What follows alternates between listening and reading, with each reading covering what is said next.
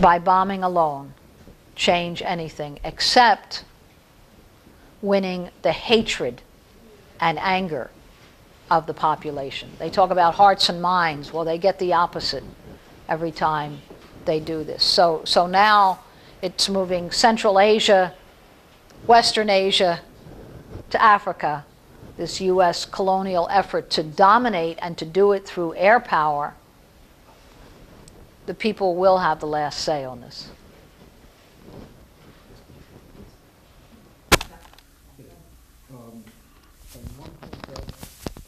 Something that is covered actually better in the Wall Street Journal than in most of the left press and so on, which was that Obama authorized the sale of $60 to $90 billion worth of weapons to Saudi Arabia, okay, in October. And Congress had a chance to veto it, you know, so to speak, but they didn't, okay? And it was sold to Congress as, hey, if you got a weapons factory in your district, this is our subsidization, you know, you should be for it, and so on and so forth. And it was so outrageous that as America got involved now in Libya, even in the Wall Street Journal and the New York Times, there were commentators who were saying, how come you're not saying anything, Mr. Obama, about Saudi Arabia marching its army into Bahrain? Okay? Now, I think what's really beginning to happen is that the contradictions of American imperialism, now that Egypt has become a household word everywhere in the world, so to speak, are now so apparent that when you said that it sounded like every cliche in the language, I have a feeling that half the newspaper journalists in the United States were saying the same thing, thinking exactly the same thing, because as they follow all this, they get the same kind of, double talk and fast forward, and, there's the Saudi army in Iran. Now, in Bahrain. Now, but there is one very important thing to not neglect. While we have to keep the focus on American imperialism, you get the things like in the gay press, a Zionist propagandist was denouncing Iran over the fact that Iran has the death penalty for homosexuality, okay? And I sent in a letter which they were very pleased to run. I mean, they told me they were very pleased to run in Gay City News, that Israel and Saudi Arabia are now actually in a military alliance preparatory to attacking Iran. Saudi Arabia also has the death penalty for homosexuality. In other words, that any talk of America, protecting the people of Libya against the dictator or anything like that, is they're using it because he is a dictator, but they are not for the liberty of the Libyan people any more than they're for gays in Iran or gays in Saudi Arabia and so on and so forth. But we have to be very careful not to make a Gaddafi into an icon, because he ain't.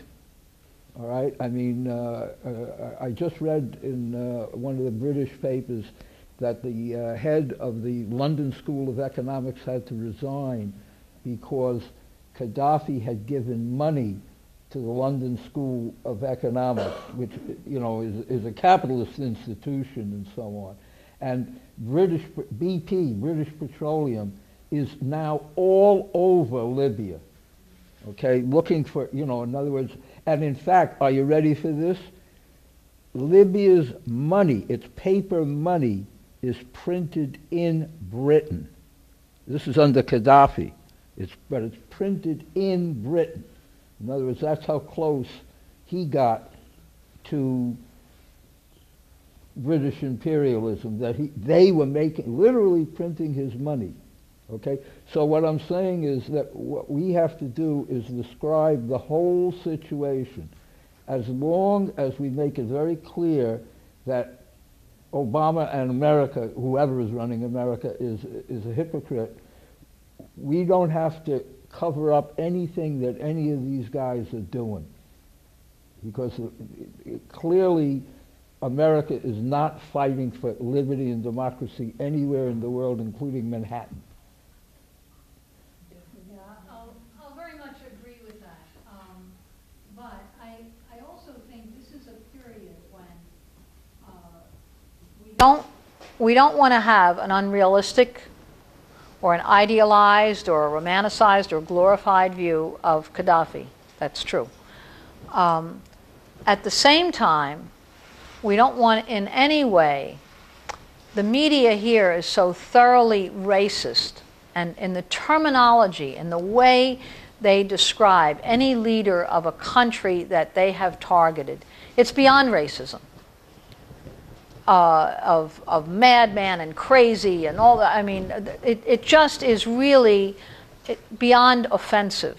So I think it's very important to say this is up to the Libyan people themselves to decide, to recognize the important historical accomplishments, the contradictions, yes, the concessions that were forced on Libya as a whole, and yet what they did from a completely impoverished and underdeveloped country to a country that was extremely modern with a fully literate, educated population.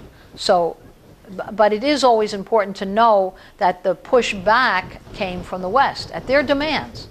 It wasn't Libya's idea to end the food subsidies. That wasn't Gaddafi's idea. When they talk about crazy, they really need to look at billionaires who think that they can control the history of this planet. That's a form of real insanity, very dangerous insanity. So I think we want to completely always separate ourselves from the media here when, in the way in which they characterize, in the most offensive way in which they characterize Gaddafi and Libya's accomplishments.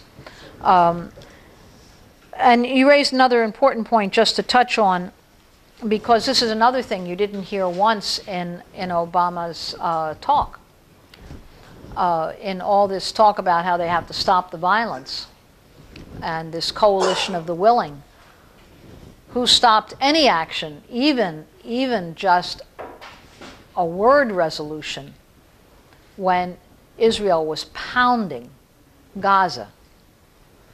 Actually, who vetoed a resolution just 3 weeks ago on Israeli settlements in the West Bank? Actually used their veto to stop a resolution that was using the very words that Hillary Clinton had used. They crafted a resolution, it was blocked.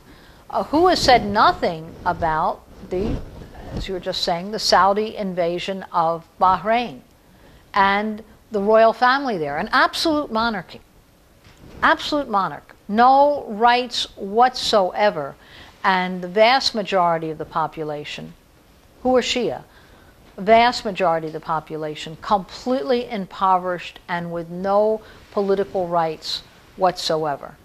So that it's important to, or look at Yemen, no mention of the dictatorship there. So when they say this is to stop dictatorship attacks and this and that, we really do need to always ask those other questions. But I see other hands here, so let me... Yes. Thanks to Harold Channer, I discovered the Green Book, which Gaddafi wrote in 1991, and I came into Barnes & Noble and I asked for a copy. They looked it up and told me it was out of print, and a customer who overheard me said she has the Green Book, and she and her husband read it in Arabic and so on. And it is amazing, some of the paradigms that Gaddafi was developing in the Green Book, which he was the author of in 1991. What have you found in your experiences and observations that were, what concepts were good in the Green Book, and how much of it was actually accomplished, and was any of it just propaganda, or was that really a step toward trying to bring democracy to Libya and the world? Well, one thing that was certainly on many levels being attempted in Libya was to take the vast wealth out of the hands of the handful who rules everything. And a great part of the resources were nationalized. Now, there were all different concepts of ownership, and that is part of what was being reversed when the West came in, particularly after 2003. How to change this concept that everyone participates and owns the wealth and decides. Now, there are all kinds of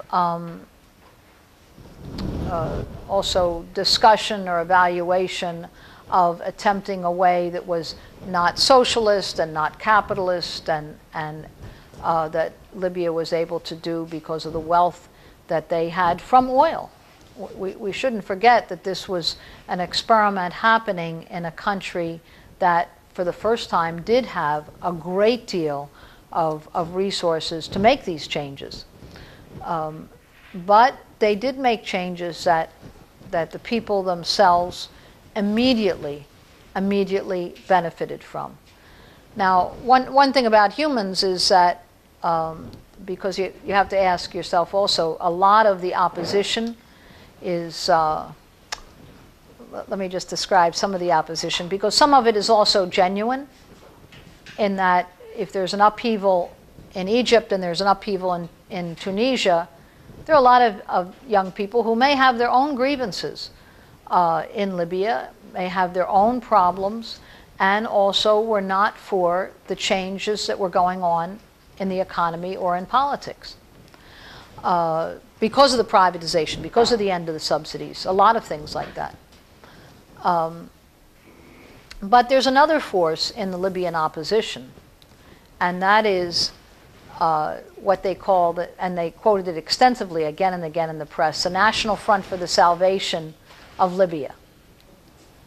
I wanted to find out who that was because they were being quoted so much. Where did they come about? So I Googled in their name and I kept looking. Didn't come up with much except for quotes right now.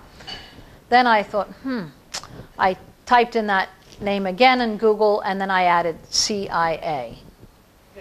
And what came up were 30 years of links of the funding of a Contra army that was based in Egypt right on the Libyan border, and really a force that was, from the beginning, also an alliance and a bloc with the Royalist Party, that they want the return of royal family. There's a pretender to the throne, and the flag that's used now by the opposition, the flag that's used by the opposition is a flag of King Idris. You see it everywhere. That was a flag under the monarchy. So there may be genuine folks in the opposition, but there also are other forces who immediately armed, seized police stations, military bases, and the oil refineries, and moved in. And that want to push back the ideas that were so popular in Libya, the ideas of a form of collective ownership. I mean, what really was the Green Book saying? It was saying, well, we can do something that's not capitalist ownership. It's not totally socialist ownership. There was still private property in Libya. There was still great amounts of wealth. There was wealth also based on tribe and family names and different influences like that. But a great deal of the resources also got spread around for the average people. So, you know, just keeping, not having, again, an idealistic view, but seeing what was progressive, what was ahead of the curve, what was really changing and interesting and new in Libya, and what the U.S. wants to stop when they go in. What do they want to do? They want to bring back the King Idris forces, the old monarchy, the real dictatorship, and the putting all that money. Let's stop all this experimentation or investing in Africa or United States of Africa. Let's do away with all that. The idea that Africans could control their resources, their uranium, such as there exists in great amount in Chad, and cobalt, and all of the, and the enormous agricultural wealth of Africa too. The labor of Africa. They want to destroy all of that and put it under their thumb again. They want to recolonize all of Africa, and Libya for them is the first step. This is also being done under AFRICOM. AFRICOM has been looking for a country as a base for the last 6 years, and every country in Africa turned them down. And so suddenly they have a war really commanded by AFRICOM. You can bet they're looking at that old Willis Air Force Base. They want to go back to what had been their very comfortable home in another period. There's a hand over here. Yeah. Is that Johnny? Yeah. And then Collier, we go back. That's okay. Key point is there just hit on Africa and the U.S. Africa Command that couldn't never find a home. And that's the point that sort of supersedes the question of oil. If you say what's more important to them over the question of oil is to have a military base there, because then they could just take the oil. And like Sarah is saying, start taking the oil in North Africa and take the oil elsewhere. Obama had the audacity, because we're talking about Obama and the Western Alliance, Britain, France, to actually invade Libya, North Africa, from Brazil. This sort of dealt with another intervention of trying to stop the solidarity of what someone was speaking earlier about different regions and different Africans in different regions. And I think shortly after the UN meeting last year, when Gaddafi was here, if I'm correct, he actually went and stopped in Venezuela, which it was a South to Africa meeting. And a lot of stuff that we're talking about, the United States of Africa and resources and building irrigation up under the deserts and housing, that sort of, this sort of collaboration was going on, and that's why we see why that all of ALBA is actually against the invasion in Libya, because they see a common interest in there. Again, one will ask, if you wanted to stop the bombing of Benghazi, well, that actually happened with the so-called no-fly zone, but why are you bombing other areas? And like Sarah said, bombing Gaddafi troops and bombing towns. And if you're shooting 100 and something Tomahawk missiles, you're killing somebody somewhere. You have to be. With a bomb, it's just a natural. Anyone that's been in any type of explosion anywhere, you have to be hitting someone somewhere. So I think we have a lot of a big crisis in the area of what's happening, but we have to call it what it is. This was an outright invasion within a civil war within another country. And it was for all the reasons that we're talking about, and I think we need to step up the issue with how could we support the Libyan people and the right to self-determination. And the question of what happened with leaders and so forth, that is a question that the Libyan people will actually take forward and make it their own question. But I think we should look at that Libya, for one, in the immediate stage, they actually invited the United Nations into the country as a fact-finding mission. Let's deal with that first. You got invited.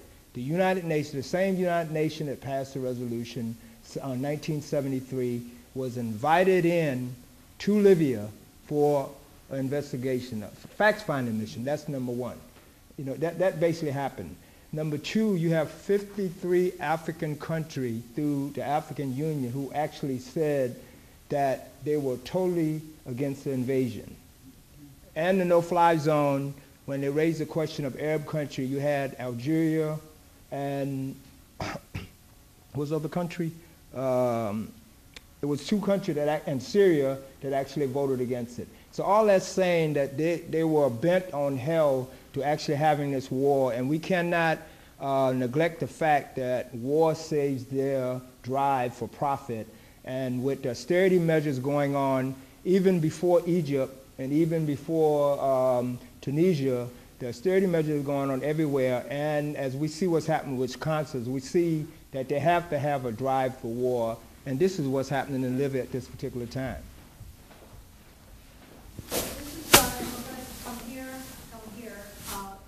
That's a very important point that Johnny was raising, because so much has been made of a resolution passed by the Arab League. And so I spent a little bit of time. I thought, well, let me find this resolution. Is there any wording to the resolution, and who voted for it, who didn't vote for it? Where is the resolution?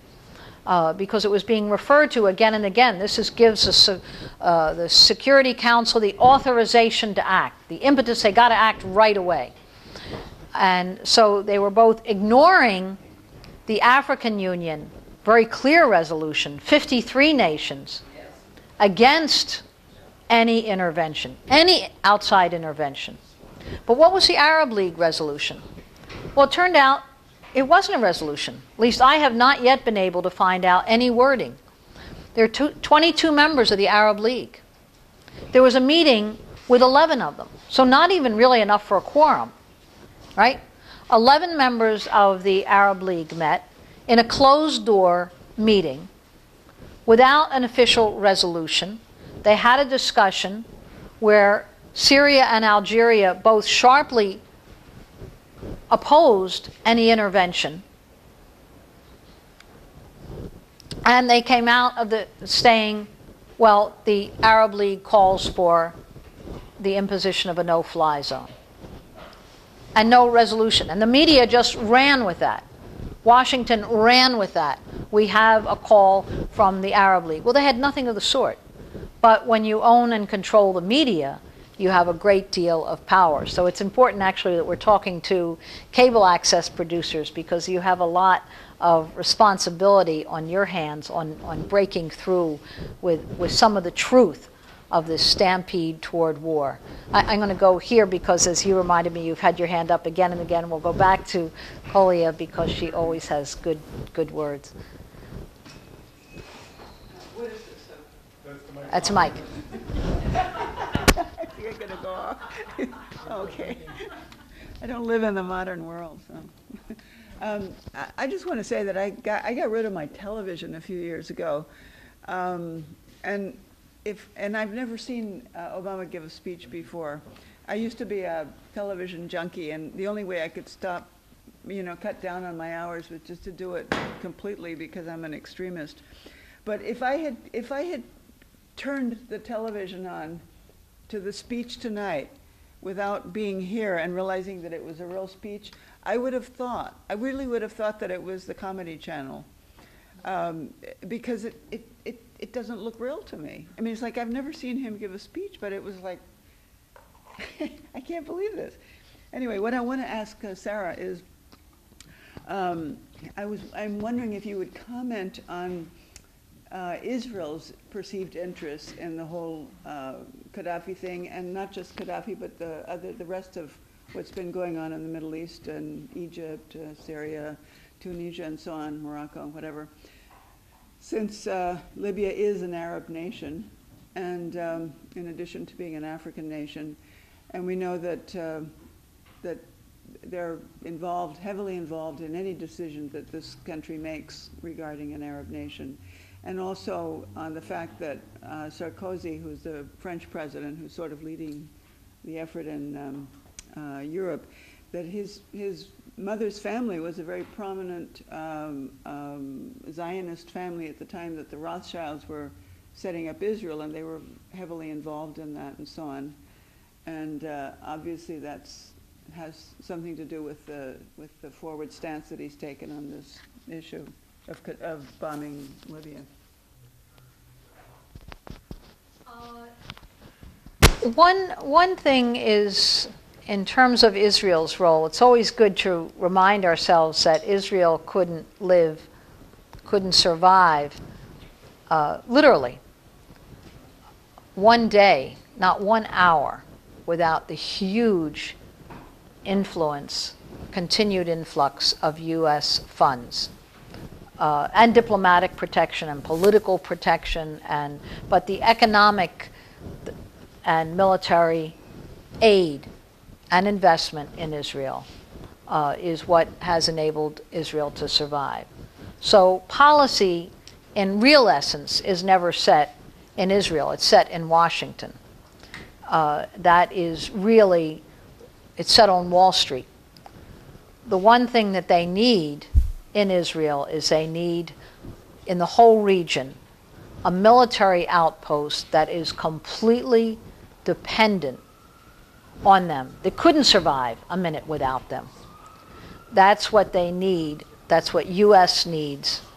And it's their great interest in Israel. They have someone who will take the blame and take the heat. And so you have Saudi Arabia, who could never, ever attack or criticize the U.S. But with their own population, they can do, as Lenny was saying, purchase $80 billion worth of $90 billion worth of arms. And what's that for? Well, that's supposedly to protect themselves against Israel. And of course, Israel, any weapons that Saudi Arabia has, Israel will have a newer generation.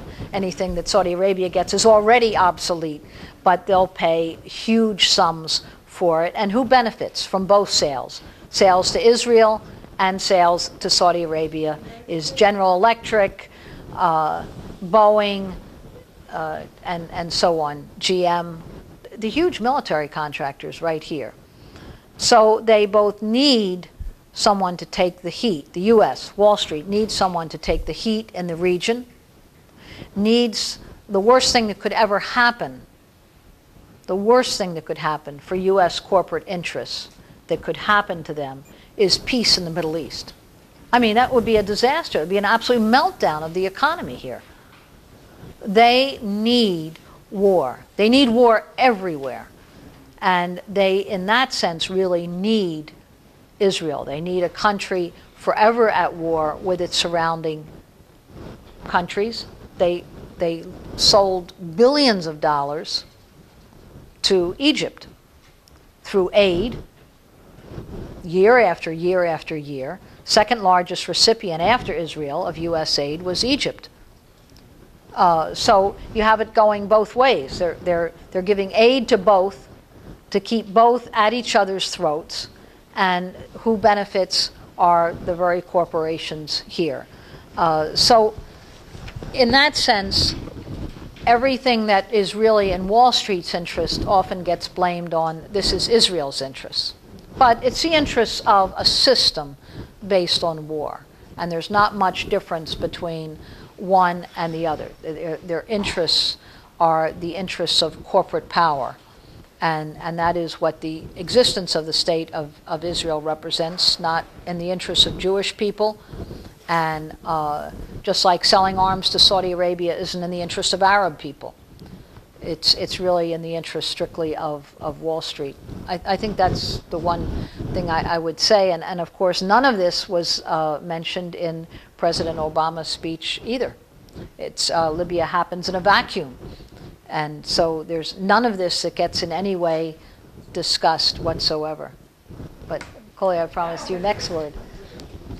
Absolutely. I don't think we can place enough emphasis on the fact that all of East and West Asia is now, of course, in turmoil, including Japan, which has another kind of an issue. But Peltier again is with us, and the undermining of the Japanese leadership by America making statements, and now there's fluctuation in terms of how the Japanese people view their own leadership. But if we look at what's happening in Libya, and we begin to look at a strong statement coming out of all places, Uganda.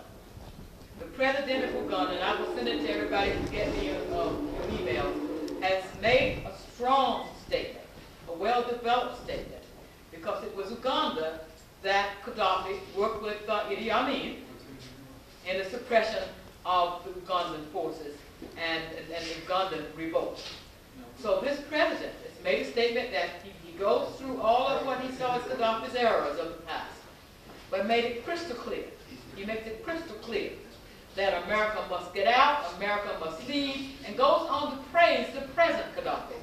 In other words, he's talking about the evolution of a man across time in terms of what he has done in Africa and how that will affect the economies of Africa and the human resources of Africa. And I think it's important that we look at his statement and look for other statements, because if I got his statement now, that means other African leaders have also made statements. This one just happened to slip through the internet network, and we got our hand on it.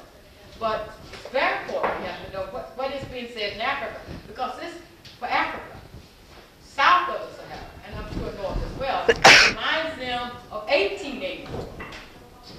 Because the 30 states that America is talking about, so Obama's talking about 30 nations have endorsed. Well, they all, Africans got 54, so say 30 doesn't mean anything. But they are primarily European states and key allies. And those few Arabs they're talking about in the Arab League, you say 11 met and 2 of them squeezed. But even those few are shaky, because these people are also remembering 1880s and before and after. So I think that what we may see, and we Americans have got to begin to get ourselves together, and we should have been up in Harlem tonight. I know it's lovely having this, but Obama's in Harlem tonight. Tomorrow. Is it tomorrow night? Yes. Oh, good. Well, we will be there. I told my grandbabies to go up to Harlem tonight. You have to down to play foul bill and throwing bricks. Tomorrow night. Yeah, we all need to be there, and with these, and we should bring these cameras because we do need to begin to say to the world that what is happening here is what's being taken abroad. Because the destruction of our unions, the destruction of collective bargaining, the destruction of the entire housing industry has just been obliterated by big banks, not small banks, big banks. And what is happening has to be, we have to address these issues on the ground, because we do need a Wisconsin. And we need that Wisconsin from sea to shining sea. You know? And then Marge had your hand back there. Okay. There's going to be a demonstration tomorrow in Harlem on Adam Clayton Powell Boulevard between 125th Street and 126th Street between 5 and 8 p.m. Obama is going to be at the Red Rooster, which is a new fashionable restaurant on Lenox Avenue, which is 1 block away. So the cops have, permitted the demo on Adam Clayton Powell. So again, 5 to 8 on Adam Clayton Powell Avenue between 125th Street and 126th Street. It's organized by blacks, but everybody is invited to come. To protest Obama. To protest Obama, yes. But I think it's also going to be at Adam Clayton Powell office building, right? No, he's it's at the Red Rooster. He's at the Red Rooster, but they won't let the demo be at the Red Rooster. Right. So the demo is authorized, with the speaker's permit, a block away. Right. How do you get anybody in there? That's small. And $30,000 a head. Yes. Each guest of Obama has to pay $30,000 to get in the door. He doesn't need the money. He's got plenty of money. Well, we're looking. No, it's a fundraiser, May I say it's something? campaign. Couple more hands back here and then over here. Back here. Of course, Sarah. No, Just out of curiosity, what is the role of China right now in Africa? because very quietly, what they are doing is they are slated in Tanzania to build a superhighway of all places through the Serengeti. And there is now a huge uproar by many environmentalists. They're like, are you people nuts? You know, this is the last of the great migrations. And I'm kind of trying to do the research on where that money is coming from, because what I've heard is that China is going into African countries very quietly and saying, listen, we'll build you health clinic here, we'll build you school here. They're doing it that way and getting into, because let's be honest, just like the US, they want and need the resources. So what is the role of China? Well, one thing is Africa, every country, and part of the inequality imposed by the capitalist system that was controlled and concentrated in a few powers, in the US, in Europe, and in Japan. And they made absolutely onerous deals with most countries of the world. Deals that weren't deals, deals that were at the point of a gun. Now, for many countries in Africa and also in parts of Asia, they have found that the trade arrangements with China have been much, much more favorable to their interests. In other words, they want foreign investment, but they don't want it at the point of a gun. And they want to get something back for it that's developing their own infrastructure. They don't just want extraction of, like happens from Nigeria, literally the seepage, the pumps that just, what has happened in terms of destruction of the environment there, and the people of Nigeria see nothing of it. So China has actually played in Libya, in Sudan, and in a number of countries that were targeted by the US or the British for overthrow. The fact that they had somewhere else to turn was very helpful. In Zimbabwe, that the British Commonwealth has done everything they could to try to bring down, and China, by being willing to trade with Zimbabwe, it was very helpful for their survival. So none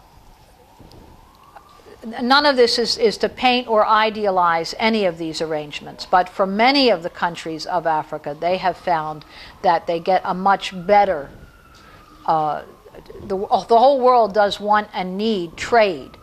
It depends on what kind of trade it is. And is it trade that just leaves you absolutely paupers and underdeveloped and worse off than before, or is it trade that really helps the development? And also, does it come with the training of some of your own technicians and engineers and so on? So that's one thing just to keep in mind. That doesn't mean every arrangement is, the best. That I don't know. But I want to go back to one other thing just before too much of the time slips away, because it's always a question of what we do along with the understanding we have. Unless we take this to the streets, unless we really, tomorrow night, April 9th, and in so many of the actions going on, there's also some important protests in Albany happening Wednesday, where people are threatening to go and stay at least overnight, maybe longer. These are very, very important actions. I feel really that the April 9th demonstration, because it links together all these issues, because they refuse to back down on the questions of Palestine or U.S. hands off Libya. They've done what the traditional anti-war movement usually has been afraid to do, and that is, let's always set the agenda by what's acceptable to the liberal Democrats.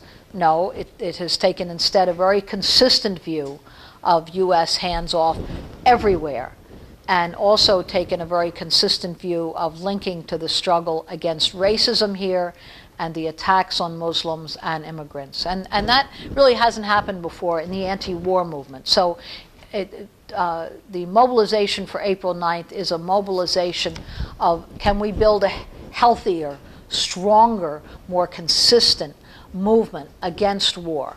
And can we do that without making the concessions that sometimes, all too often in the past, the anti-war movement has made? Now there's also here, okay. I missed the beginning, so I want to hear your credentials. All right, my credentials. Yeah. How'd you learn so much? How'd you wind up here? How'd I wind up here? Well, Harold invited me. Well, you have this special knowledge that the rest of us Schnookis are losing. Well, no, I actually heard a lot of very, very informed discussion here tonight by people who also follow this very, very carefully. One thing is that mainly I learned from other activists, and I very much believe in grassroots activism, that there's real alternative. You don't take the information from the corporate media, or you do to look for a fact or a figure or confirmation, but do it in a way to expose the system. And I think it's a way, for the most part, we all learn nowadays. There's much more information accessible because of changes in technology. There are many more ways that we have of communicating with each other, as they found in Tahrir Square and a lot of other places. It's much harder to shut down movements today because people have lots of ways of connecting and finding out information and taking inspiration. I love that that sign in Madison, Wisconsin, "Walk like an Egyptian."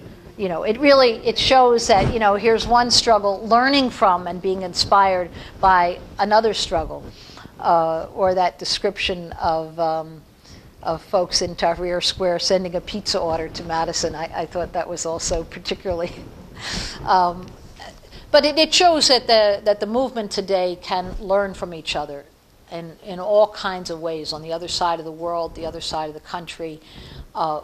Take up some of the same kind of tactics of not being so polite, refusing to leave, actually challenging power and looking for new ways to do it, and doing the same thing with information, doing the same thing with a historical outlook. Okay.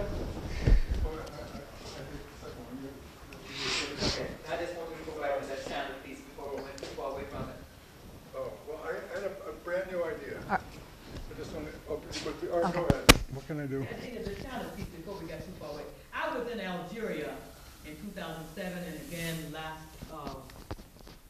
November.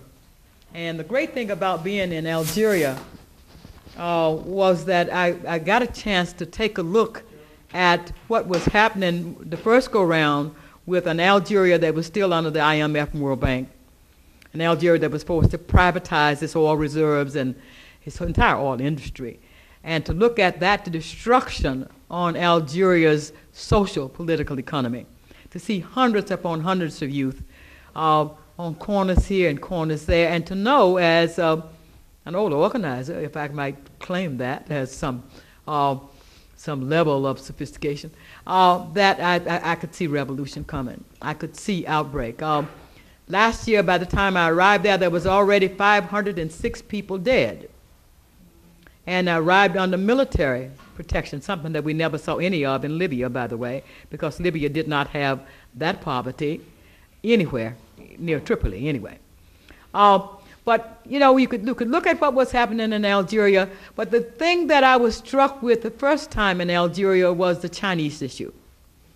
The Chinese was there, and they had welcomed them. They were so happy they were coming, especially amidst this privatization madness.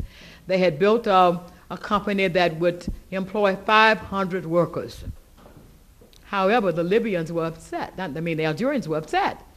That is, the people, not the government, because they didn't employ a single Algerian worker. And that has been the problem with the bringing in of the Chinese. They certainly come in and they don't bring the pressures and the restraints of Western imperialism, but they bring another kind of an issue, and that is they tend to employ their own, the insular. And this has really, really angered. People were so angry that when I was going out at the airport, I saw an incident that really shook me up. I saw a lot of them the last time, but this is the first time. It was early in the morning, and the businessmen from China and other places were trying to get back to where they had to go, so they were trying to get on the plane. Of course, there were limited seats, and I actually watched the military forcibly remove them to the back of the line, forcibly remove them to the back of the line to make sure they did not get out in time. That's how angry they were at the Chinese for having come in and not employed anyone after they had such high hopes that China was going to be a way forward. This was still a myth, though. This is at the time when the IMF and the World Bank are still in charge. I go back last year, and they have nationalized again, and they're trying to pull out, but it's just too late. It is too late. So Algeria is having the same struggles that is happening across the rest of Africa, North Africa.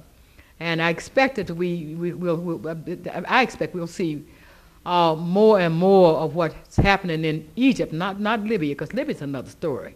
What's happening in Egypt and in Tunisia and Yemen and Bahrain, where we all ought to be in the streets tomorrow screaming at that murderer, Obama, because they have actually murdered people, just like they murdered in Libya. The rebels are murdering black people.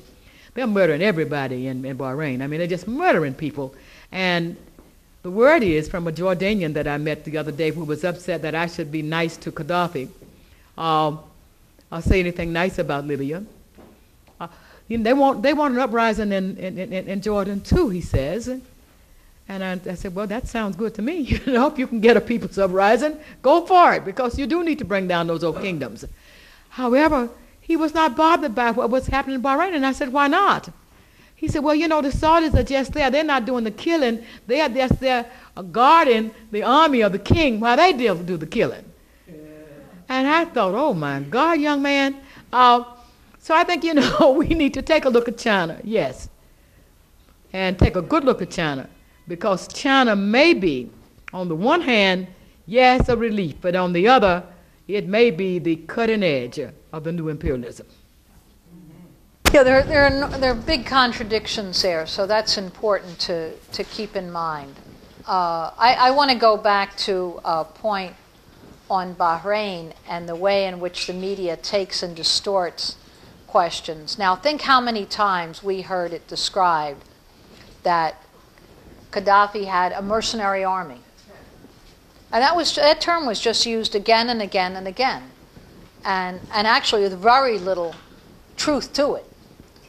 It was this whole distorted idea of anyone who was black African was somehow a migrant or a mercenary if they were in the Libyan army. Now, many people from further south in Africa have moved to Libya for jobs and have been there now a generation and two, and some, of course, longer. And also, Libya is a very much a mixed, it's an African country.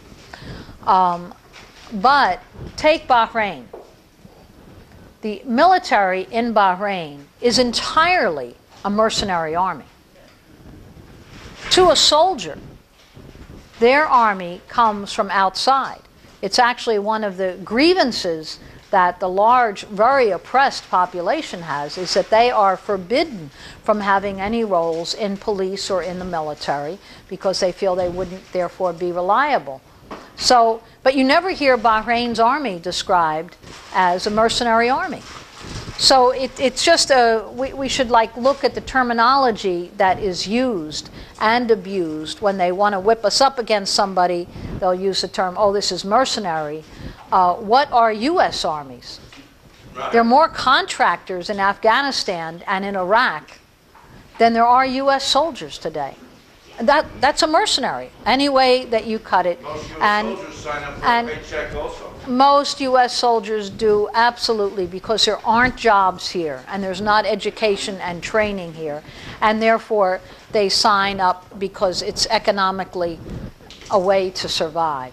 And so we shouldn't forget that either. You have, folks going back who are doing a 5th, 6th, 7th, 8th tour of duty. They're really psychologically destroyed by it, and yet leaving the military is not in their hands. So let's just keep that in mind with mercenary armies too. But the contractors, we shouldn't forget. Most of the U.S. military today is like contracted out all over the world. And it's true for bases and how they're held. And these military, these contractors are completely, there's no accounting for them. They can't be charged by the country they're in. They're not charged by the U.S. military. They have carte blanche to commit any crimes whatsoever. Now, there are a couple of other hands, and I think we should probably end. We've probably stretched this to the max. Yeah. Yeah, I would like to just from a show with Sailing Hill in America, I and Frank Creighton. I show a repeat of Sara Flounders' show about Raymond Davis, who was caught in Pakistan fomenting terrorism throughout Pakistan. And of course, you know, poor Bradley Manderson, still incommunicado for this helicopter slaughter video. And it's just ludicrous and absurd and ridiculous that we have this criminal, not only in the White House and the government, but also in Bloomberg. How can a person be a multi-billionaire and increase their profits, multiply, and all the corporations in America, they outsource and downsize, and outsourcing to me is just treason. It's just an act of treason against our government to take our jobs and put them in foreign countries. And just this ongoing war is collective insanity. It's just completely a moral crime that's, you know, just a crime. And I've come to the conclusion where, I guess like all of you, I'm just sick of politics. I find it all a big lie. And it's not Republican or Democrat. It's right or wrong. It's not left or right. It's just there's certain things that the universe understands. And I'm with the Pachamama Alliance, where we give voice to Mother Earth. And obviously Mother Earth is quaking and cracking. You know, just the other day I was brought to tears because I was feeling that I'm not...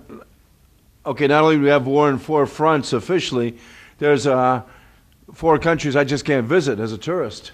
Haiti, Iraq, Afghanistan, and Japan. They're off limits to the radioactive waste and depleted uranium and God knows what. And it's the planet is cracking up, and those ongoing suicide of war and allowing hundreds of billions a year to go in Department of Defense versus housing, education, and welfare is an act of suicide, and it's a proven terrible thing that's just going worse and worse and worse, so we can't seem to stop. Obviously, the war on terrorism is a self-perpetuated hoax. The whole war on drugs is another self-perpetuated hoax. The whole thing is just disgusting.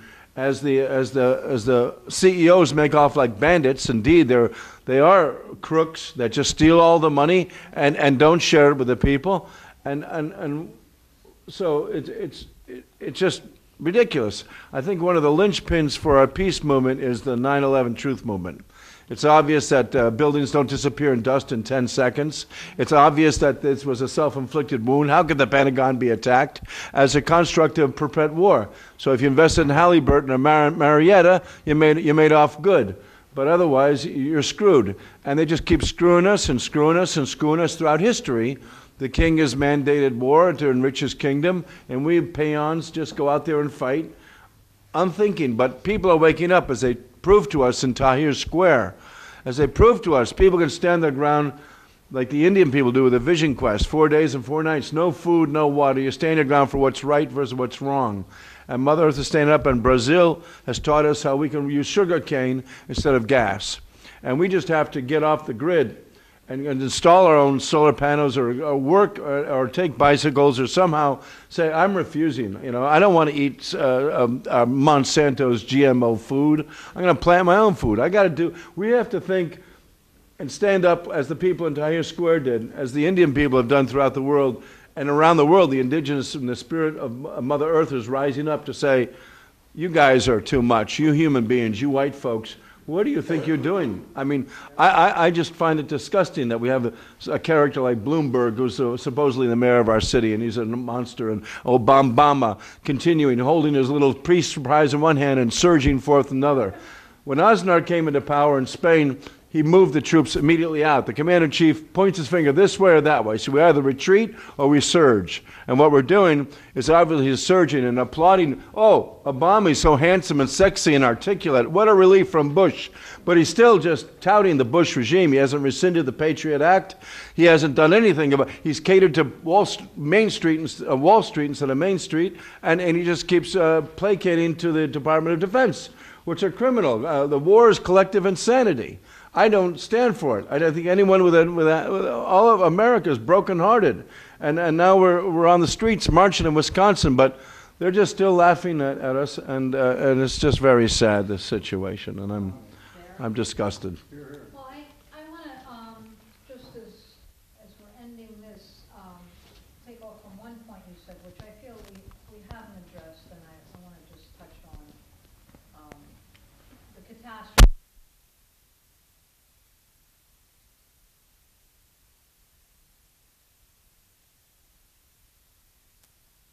Happen anywhere. But the nuclear catastrophe, that is corporate power and profit and greed at its worst in a way that really endangers millions and millions of people. You take a 40-year-old plant that hasn't gone through some of the most basic safety inspections, and it's allowed, and the owners are allowed, to keep extracting profits while doing nothing of even the basic upkeep. And none of those CEOs, none of those corporate owners are facing charges now for an enormous crime. And as a matter of fact, just consider Japan's response the day after the earthquake, then the tsunami, and then there was a nuclear crisis. And where did they pump billions of dollars? Now you have millions of people homeless, people that are also stuck in their homes being told, don't leave, don't even go outdoors. They're there without heat or light or hot water or food supplies or anything. Don't even go outdoors because of radiation danger. And where's the government pumping billions of dollars? The stock market was going to crash. Oh, they had to keep that up. See, that becomes more important, keeping up the stock market in a crisis like this, than providing emergency relief for a huge chunk of the population. And the situation is not any different here in the U.S. Take Indian Point. 40 years old now, built on 2 fault lines. The most basic things haven't been done for it. And do you think there would be any thought how to evacuate New York? Really? You think anyone would be worrying about us? Although they would worry about the profits. You can't shut down an Indian Point because, my goodness, think of the profits at stake. So we're really in a system that is putting the lives of the great majority of the planet And it's so at ludicrous stake. that Nikola Tesla 100 years ago was screwing light bulbs into the mountain, and we have eco-friendly alternatives. We have all Upton sorts of, Sinclair yes. wrote the book on it, Utopia of Living. We have a technological capability to live in paradise and work with eco-friendly energy things versus fossil fuel pollutants. But Obama just came back from Chile, where he signed on new nuclear deals with Chile that also has lots of earthquakes. And this is just criminal and insane and ridiculous and suicidal. Yeah, it is suicidal. Marge back there. I need some direction probably from the camera people here as to. All right. Okay. Well, keep it going. It's a great discussion. So, Marge, and then here. Excuse me.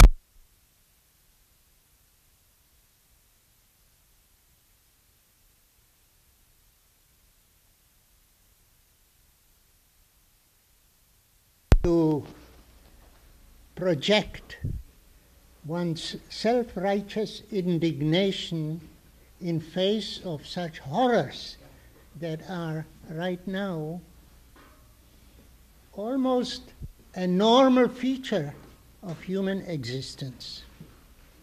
So let me say something different. While I was observing for 90 years society and seeing all these things, revolutions and dictators rising and falling,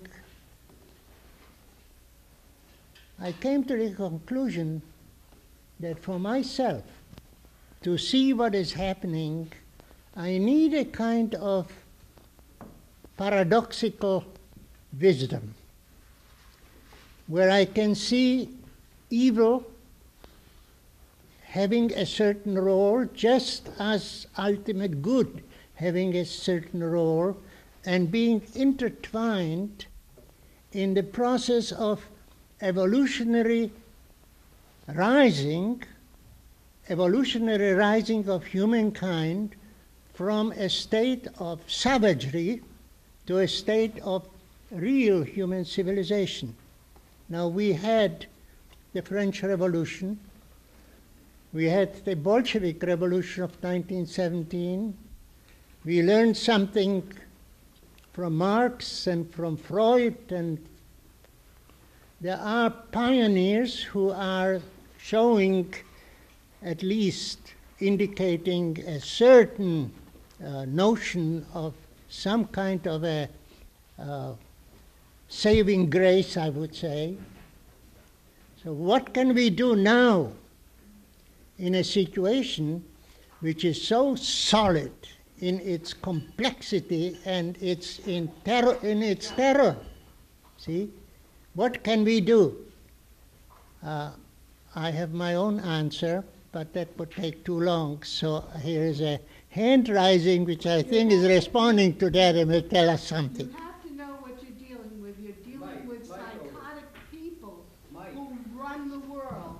They don't care about human beings. They only care about creating a slave's universe where there's 2,000 maybe of them that run everything. They want a World Bank. They want everybody to be a slave, and they're psychotic. Well, that's what I'm saying. And so it's not anybody you can deal with. What has to come from the people. But like, say, for instance, we have a situation in New York City where there's not adequate housing.